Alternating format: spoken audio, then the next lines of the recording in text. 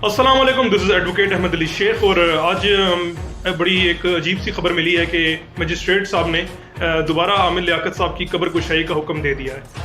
हालांकि पहले भी देखा जाए कि कानून ने ही, अदालतों ने ही हुक्म दिया था कि आमिर लियाकत साहब को की पोस्टमार्टम नहीं होगा और उन्हें एज इट इज़ दफनाया जाएगा। क्यों? क्योंकि बुशरा जो उनकी बीवी हैं और उनके जो बच्चे हैं, जो वारसान में उनको कहा जाता है, उन्होंने कहा था कि कब्र कुशाई वो उसकी पोस्टमार्टम नहीं किया जाएगा, कोई ऑटोप्सी नहीं की जाएगी, और क्योंकि इससे उनकी लाश की बेहुरमती होगी और हम नहीं चाहते किसी भी तरीके से हो। बस अब जैसे भी फौत हो गए हैं हमें कबूल है, हमें किसी पे शक नहीं, वो खुद ही तिब्बी मौत मरे होंगे, तभी मौत मरे होंगे, हार्ट फेल हुआ होगा या जो भी है। इस तरह की जो चीज़ें उन्होंने की और किसी तरह से पोस्टमार्टम नहीं होने दिया और बिल आखिर उन्हें कब्र में दफना दिया गया अब्दुल्ला शाह गाजी की मज़ार में। उसके बाद एक आम शहरी ने, वो आम शहरी बेसिकली एक एडवोकेट साहब ही हैं, उन्होंने अदालत में एक एप्लीकेशन दी कि वो चूँकि एक बहुत बड़े सेलिब्रिटी थे और जब वो वफात पाए तो उस वक्त उनके घर में उनके मुलाजिम मौजूद थे, सिर्फ 2, और वो कुछ भी किसी भी वजह से मार सकते हैं उनको, उन पे शक है, कोई दोस्त हो सकता है कोई आके मार दे, कोई मुझे बस इस तरह का शक है। तो पब्लिक की उसको सेटिस्फाई करने के लिए लोगों को, उनके ऑडियंस को, उनके फैंस को, उनकी एक दफ़ा ऑटोप्सी की जानी चाहिए, उनकी कब्र कुशाई हो, कब्र से उनको निकाल के दोबारा किया जाए।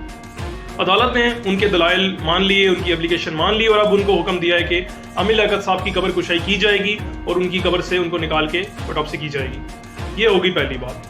और इस बात पे काफ़ी उनके मीडिया एंकर्स के जो उनके कोलीग्स थे उन्होंने बड़े गम और गुस्से का इजहार किया है। जिस तरह वसीम बदामी साहब की गुज़िश्ता रोज़ एक वीडियो रिलीज़ हुई है, उन्होंने जिसमें बड़े गम और गुस्से का इजहार किया है कि ऐसा नहीं होना चाहिए, पहले भी तो कानून के हिसाब से हुई थी, पहले भी तो कानून के मुताबिक ही हुई थी, ये पहले कैसे हो सकता है, ये कानून के ख़िलाफ़ है, ये इंसानियत के ख़िलाफ़ है, या जो भी है। मेरा ओपिनियन तो चलो मैं बाद में दूंगा, पहले मैं बताता हूँ कि 174 सेक्शन CRPC में क्या लिखा है। CRPC में ये कहते हैं कि 174 कहते हैं इंक्वेस्ट रिपोर्ट को। इंक्वेस्ट रिपोर्ट ये होती है कि अगर किसी एरिया में अगर कोई ऐसा बंदे की वफात पा जाए जिसकी वजह ना मालूम हो और मुतलका SHO को, पुलिस को ये लगे कि उसको या तो किसी ने मारा है और या उसने खुदकुशी की है, या तीसरा ये है कि उसकी मौत की वजह मालूम ना हो, तब इन दैट केस वो मजिस्ट्रेट से इजाज़त लेके उसकी ऑटोप्सी कराएंगे और उसकी वजह मालूम करने की कोशिश करेंगे, और वो जो भी रिपोर्ट आएगी वो मजिस्ट्रेट को वो दोबारा पेश करेंगे कि सर ये मेरी इन्वेस्टिगेशन रही, ये मेडिकल सर्टिफिकेट रहा, ये उसकी मौत की वजह थी, हमें जहां तक जिस तरह की इन्वेस्टिगेशन हुई है। उसके बाद ही लाश को दफनाया जाता है, उसके बाद ही डेड बॉडी को कुछ ठिकाने लगाया जाता है। तो ये बात हुई है। और जब आप लोग सोच रहे होंगे कि पहले अदालत ने इजाज़त दे दी, आप नहीं दी, पहले ये हुआ था कि बुशरा और उनके बीवी बच्चों ने, जैसे मैंने आपको बताया कि उन्होंने अदालत से इजाज़त ली थी, दफना दिया गया। उसके बाद दोबारा जो ये एप्लीकेशन दी गई तो उसके बाद फिर दोबारा करना पड़ा, क्योंकि करना तो था ही, मैंने जिस तरह 174 सेक्शन का रेफरेंस दिया है, करना तो था ही, अदालत भी बाउंड थी, कानून भी बाउंड था। पहले मुझे नहीं समझ आती, कोई सेंस नहीं बन रही कि क्यों नहीं किया गया। और अभी अब अगर बुशरा वगैरह या बाकी वारसान अगर हायर कोर्ट में भी अपील करेंगे तो वो भी बिल्कुल बेकार होगी, उसका भी कोई फायदा नहीं होगा, क्योंकि बस मैंने आपको जैसे कि बताया कि कानून हमें बाउंड करता है कि उसकी मौत की वजह मालूम करें और करनी चाहिए। जो भी गम गुस्से का इजहार करे, मुझे लगता है कि वो गलत है, क्योंकि उनकी जो प्राइमा फेशी बॉडी की जो इंस्पेक्शन की गई है उसमें उनका जो शोल्डर था वो डिसलोकेट हुआ गया था। उनकी आप जब डेड बॉडी देख सकते हैं, कोई फुटेजेस आप, मैं नहीं दिखाना चाहता आप लोगों को, तो आप जब देखा होगा आपने न्यूज़ में, उनका एक तरफ से शोल्डर जो था वो लटका हुआ था। और इसके अलावा डॉक्टर्स का कहना है कि उसमें एक्सरे उनका कराया गया था तो कंधे की हड्डी टूटी हुई थी, और इसके अलावा रिब्स पे भी निशान थे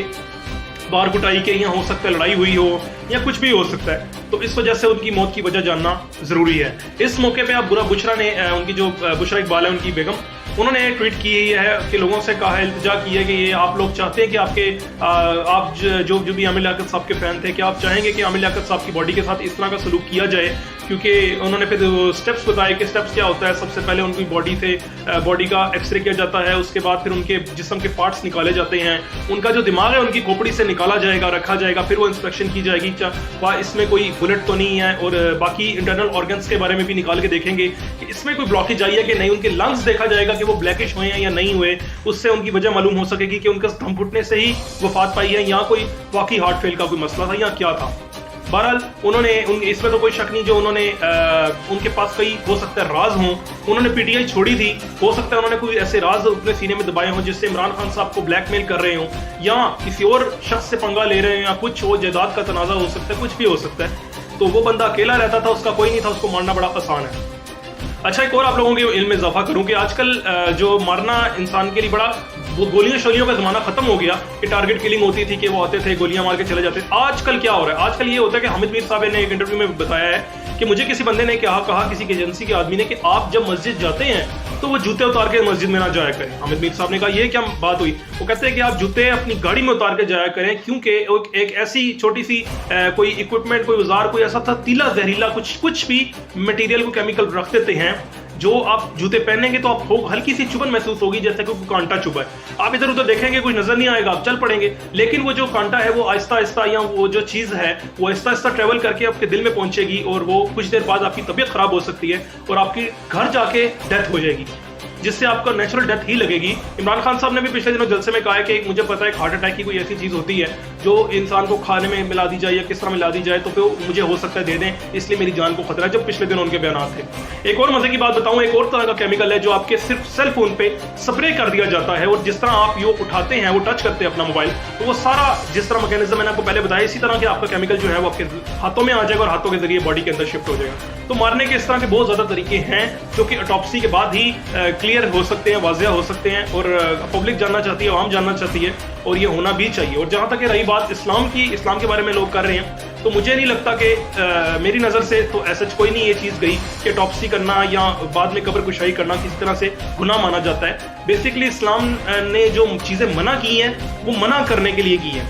مطلب فار ایگزامپل یہ آپ نے حرام نہیں کھانا پگ کا گوشت نہیں کھانا الکوہل نہیں کھانی یہ چیزیں جو بولی ہیں وہ انکار کی ہیں وہ نہیں کر سکتے. اب وہ اسلام میں اب اتنا تو نہیں بتا سکتا نا کہ یہ کر سکتے یہ کر سکتے یہ کر سکتے یہ کر سکتے. اسلام نے صرف یہ بتایا کہ یہ نہیں کر سکتے اور جو جس کے بارے میں اسلام خاموش ہے مفتیان اسلام خاموش ہیں تو اس کو کرنا جائز ہے. اور اگر نہیں جائز تو پھر آپ کو فیڈرل شریعت کورٹ میں اگر آپ کوئی بھی آپ کو حدیث کوئی سنت ملتی ہے تو آپ فیڈرل شریعت کورٹ میں اپلائی کر سکتے ہیں اپیل کر سکتے ہیں اور یہ قانون کو رد کر سکتے ہیں. لیکن فی الحال یہ چیز جو ہے وہ پاکستان کے قانون میں بھی ہے لیگلی بھی الاؤ ہے اور پاکستان کے مفتی بھی جو اسلام کے